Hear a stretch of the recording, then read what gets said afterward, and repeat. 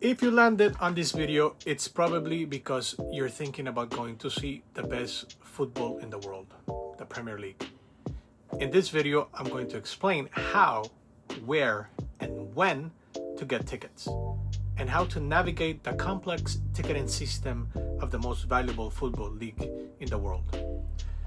I'm not speaking in theory, I'm telling you this based on real experience. I just watched 9 matches in 9 days across England.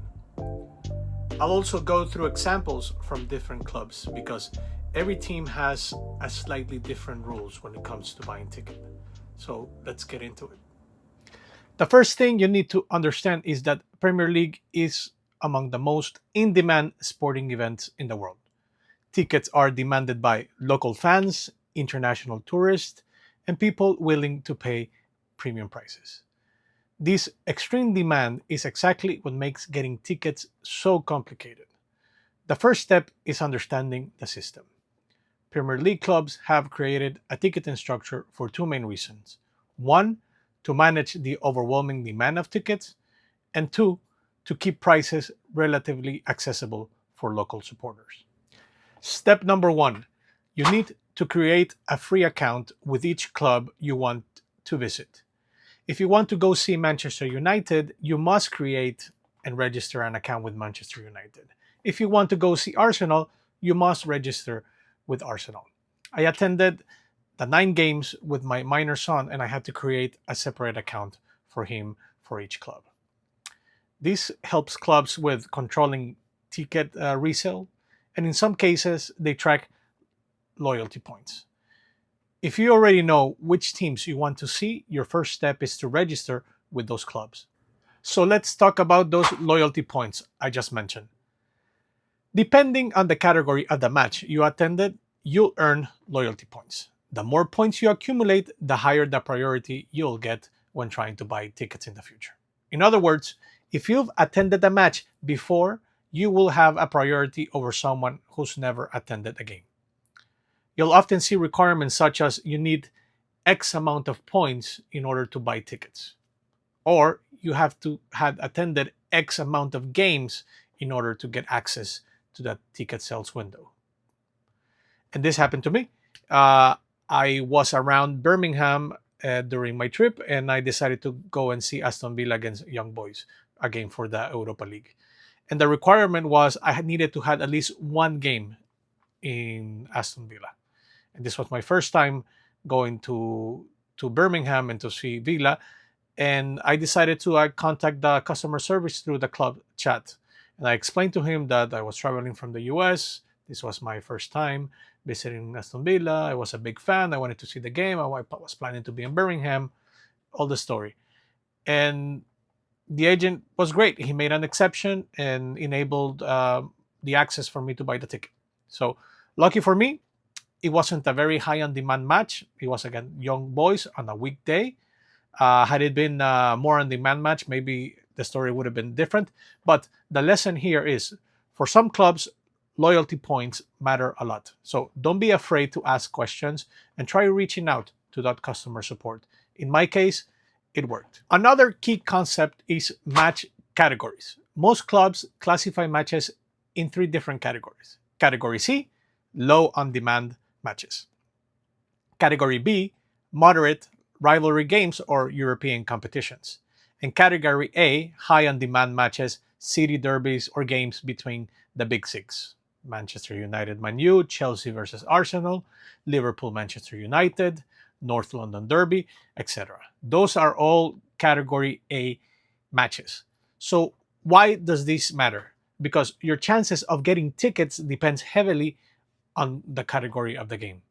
If the match is a Category B or C, there's a good chance tickets will eventually reach general sale. If it's a Category A, forget it.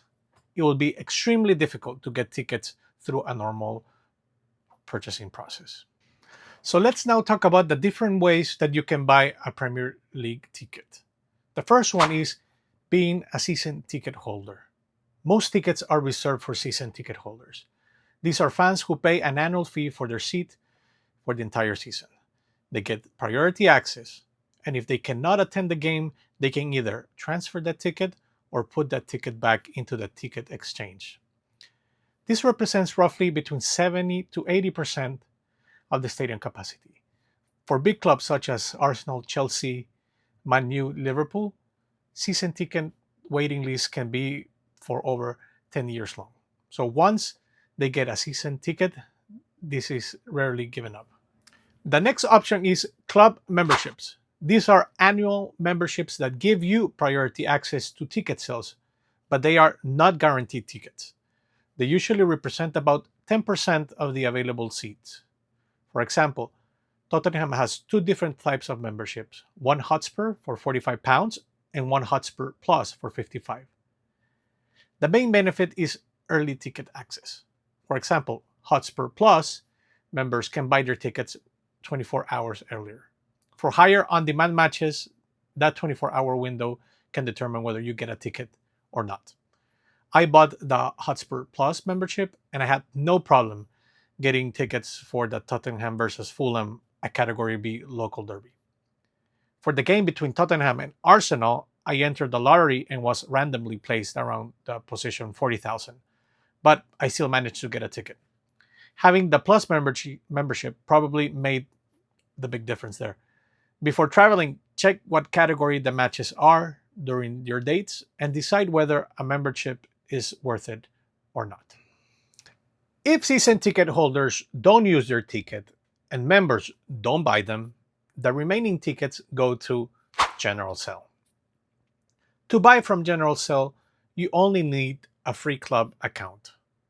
However, you must be extremely punctual when the sale opens because tickets sell out very quickly. For some clubs, you have better chances of reaching that General Sale. For example, Fulham. They're a smaller club with a mid-sized stadium. I attended Fulham versus Sunderland, which is a Category B or C match, but I had to wake up at 4 a.m. Eastern Time USA to buy that ticket. I managed to get front row seats at Craven Cottage. And honestly, Craven Cottage was one of my favorite stadium experiences, especially at the new Riverside stand. I highly recommended it.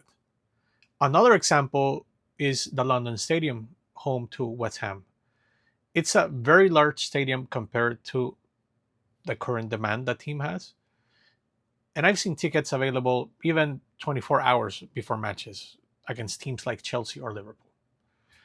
I went ahead and bought tickets easily in a general sale for the game against Bournemouth. So if you're planning to go see West Ham, here's a pro tip.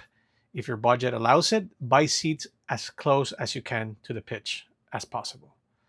The London Stadium was originally built for the Olympics, so even the lower rows can feel very far from the action. Away fans receive about 5% of the stadium capacity. So the remaining 5% is typically reserved for hospitality and travel packages. This is the most direct option, but also the most expensive. Hospitality package may include VIP lounges, meals and drinks, premium seating, and early access to the stadium. You can usually enter 2 or 3 hours before the match and stay an hour for after the game. These are some examples I've experienced. The game between Aston Villa and Young Boys, an all-inclusive food and drinks at Villa Park, around $190. Champions League Liverpool against PSV with a 3-course dinner, that was $350. Man City versus Bayer Leverkusen, that was $150. And Chelsea against Arsenal at Stamford Bridge, unlimited food and drinks, that went for $750. This was, last one, a special one. Claude Makelele was part of the package, and the food was amazing. Expensive, yes, but it was probably the only realistic way I was going to get tickets to that match. You have all options and very different flavors. I prefer to experience football with hardcore fans, but no, this is also an option, especially for those hard to get into games.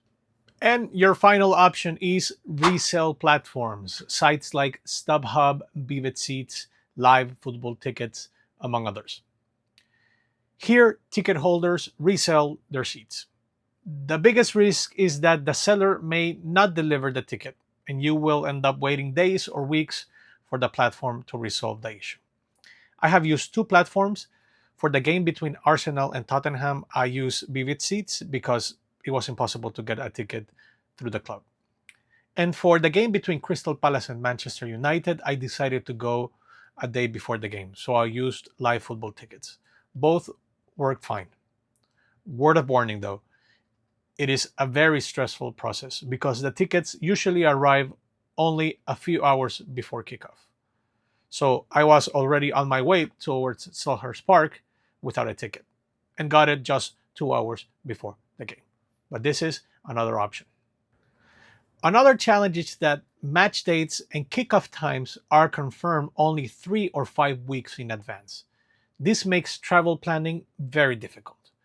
You might buy tickets for 2 games and later discover they're scheduled at the same time. As you can see here, all matches are by default scheduled for Saturday. After TV rights have been sorted out, now you get the following schedule. So if your main purpose was to travel and see, in this case, West Ham, and you were aiming to arrive late Friday for the Saturday game, you may be too late.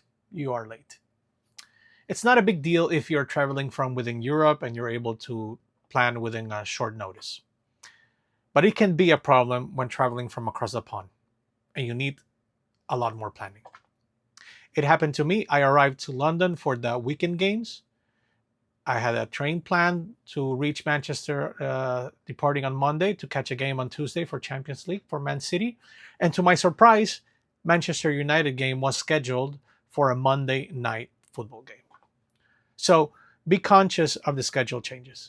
If Premier League tickets become too difficult, consider games for the FA Cup, UEFA Champions League, or other European games. Also consider Championship and lower England divisions. They're all great, historic clubs and fantastic football as well. So there you have it, the system and the different ways to buy Premier League tickets. Your chance will also depend on factors like club popularity, stadium size, and demand. For example, Manchester City, large stadium, relatively easier tickets. Tottenham, huge stadium, poor performance, good chances. Manchester United, large stadium, massive demand. Fulham, smaller demand, but there's a good availability. West Ham, very large stadium, decent chances. Arsenal, Chelsea, Liverpool, forget about it. Smaller clubs like Leeds, Nottingham Forest, or Crystal Palace, who have smaller stadiums, make it a little difficult to get tickets. If you have found this tutorial helpful, give this video a like. Subscribe to the channel for more videos inside the world of the Premier League football. And please leave a comment if you have any questions. I'd love to help you achieve the same dream I did, watching the best football in the world live.